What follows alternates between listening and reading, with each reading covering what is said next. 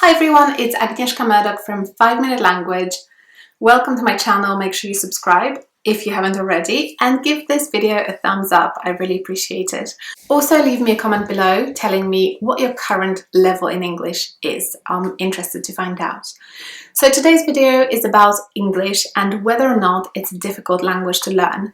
So I'm sure this will be watched by a lot of people learning English, but also some English native speakers. So welcome to everyone. I know that sometimes English native speakers are wondering how difficult it is actually for other people to learn their language. So that's why I'm expecting there will be both native speakers and non-native speakers watching this video. But this video is part of a series. If you're interested in watching my other videos about other languages, there's plenty of them on my channel, so make sure you check them out. I've got videos about French, German, Spanish, Russian, Polish, and so on. But this one is about English. So we're going to start with things that make English relatively difficult to learn for a non-native speaker. So the first one is the fact that there are lots of different variations of English, of how people speak English. So when I was learning English, I personally found it much easier to understand American speakers. And I know that there are lots of different accents within the United States, but I found it easier in general if somebody spoke with an American accent as opposed to a British accent. And I really struggled with that when I first came to the UK, when I heard the different regional accents that British people use, because I wasn't used to that. I was exposed to lots of things on TV, for example, American films, American TV shows. So I really struggled with adjusting to the way British people spoke. And sometimes, even though, I've lived in the UK for about 15 years, I use English on a day-to-day basis. I pretty much consider myself fully bilingual by now. But sometimes when I'm exposed to certain American accents, I struggle to understand everything they're saying. And especially, if it's like quite a strong Southern accent in some TV shows. So yeah, that can be an obstacle for an English learner, definitely. The next thing that makes English relatively difficult to learn, and leave me a comment if you agree with this, is the fact that there are lots of different idioms and expressions that people use on a daily basis. I'm a Polish native speaker, and I think Polish people don't really use as many idioms as English people. I think in English, idioms are much more common and different kind of expressions that people use, and those expressions often don't translate literally in other languages. So it's quite, if you're not familiar with them, it's quite difficult to figure out what they actually mean, because their meaning can be completely very far removed from the literal translation of the idiom.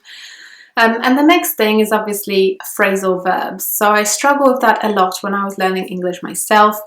Phrasal verbs are impossible to work out unless you know exactly what they mean. And again, leave me a comment if you can empathize with that.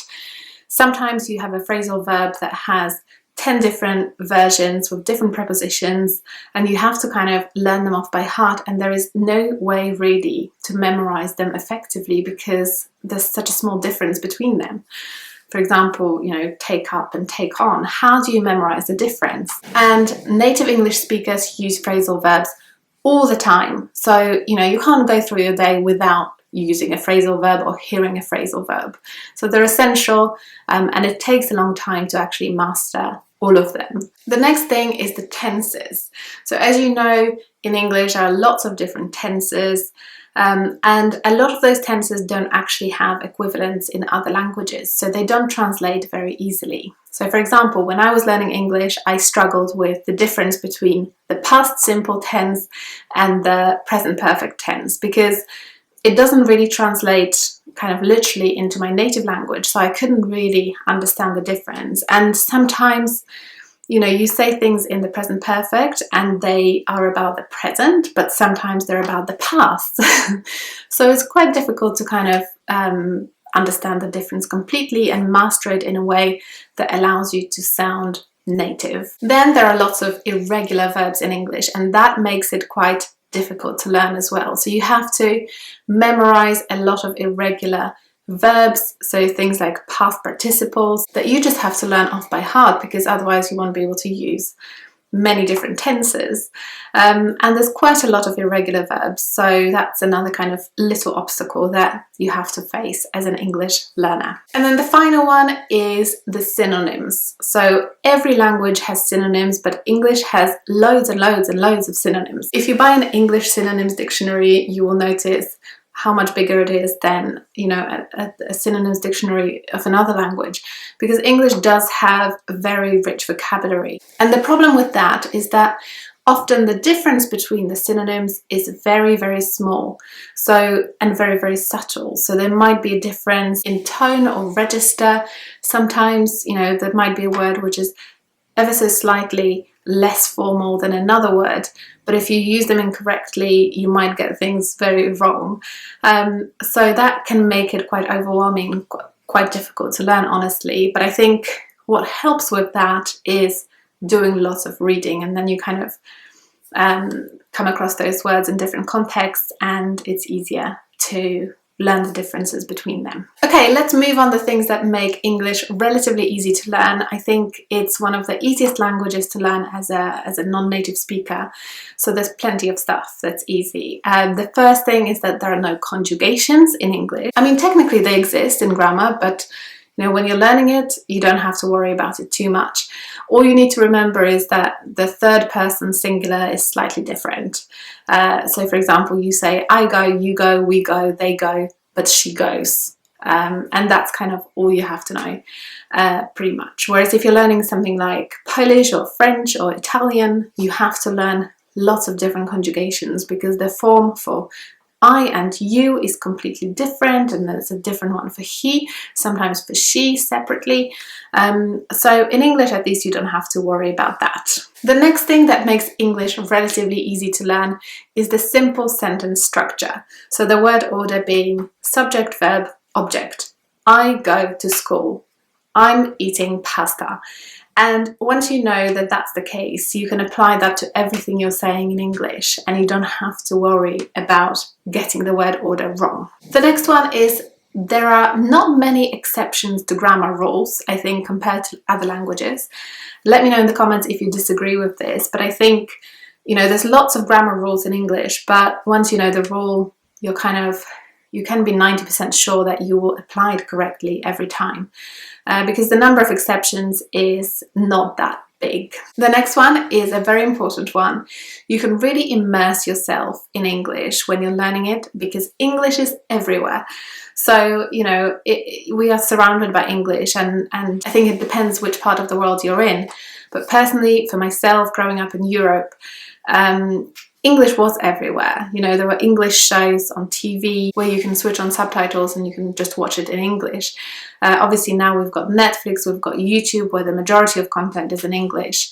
So it's not a problem. You can really kind of immerse yourself in the language, and everything that you consume, you know, entertainment-wise, knowledge-wise, can be in English. So it's much easier than learning another language in that sense. Something that goes along with that is the availability of native speakers. So obviously there's plenty of native speakers of English around the world in many different countries, not just in the United States and the UK, but also all around the world. English native speakers also live in many different countries. So if you're interested in like personal contact, or, you know, getting to know people in the town where you live, you are likely to find a native English speaker there. But it's not just about native speakers, it's also about other advanced English speakers. Most people learn English as a foreign language, as the first foreign language they learn. So it's easy to find kind of other people, to form study groups, or just communicate with people in the language, because it's very easy to find them. The next one is also quite similar. Unlimited learning materials, and most of it is free.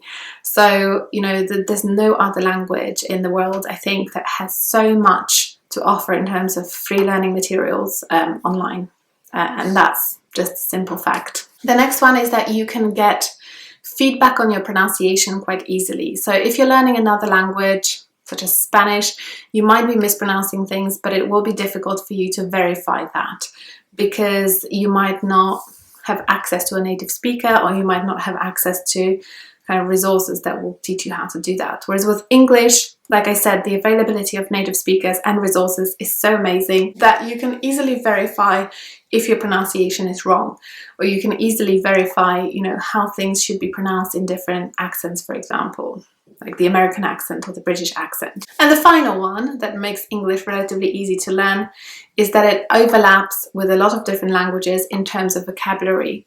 So for example, if you're a French speaker, you will find it relatively easy to learn a lot of the English vocabulary because it will be very similar to the vocabulary in your own language. And there is an overlap with, you know, languages like French and Spanish and Italian, quite a big overlap, but also with other languages, even things like Polish. There's a lot of kind of words derived from Latin in both languages, which makes it easier to learn. So I hope you enjoyed this video, even if you're a native English speaker. Let me know in the comments below if you are a native speaker and you still watch this video. And I'll see you next time. Bye!